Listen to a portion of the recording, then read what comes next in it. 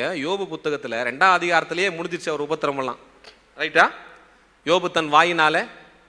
ஆனால் 3ஆம் அதிகாரத்தில் ஸ்டார்ட் பண்ணி என்ன சொல்றாருன்னா, தன் பிறந்த நாளை சபிக்க ஆரம்பிச்ச யோபு 38ஆம் அதிகாரம் வரைக்கும் பேசுறார்.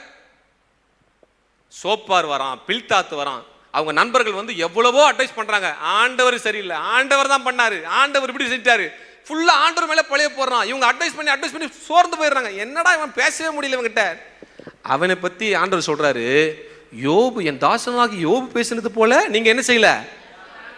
அவங்க நண்பர்களுக்கே குழப்பமாயிட்டு இருக்கோம். என்னடா நம்ம தாண்டா அட்வைஸ் பண்ணி ஆண்டரை பத்தி, நம்ம தானே அட்வைஸ் பண்ணோம், இவன் தானே ஆண்டரை பத்தி பயங்கரமா பேசிட்டு இருந்தான். இப்ப ஆண்டவர் என்ன சொல்றாரு, யோபு நிதானமா பேசினான்னு சொல்றாரு. எது நிதானம்?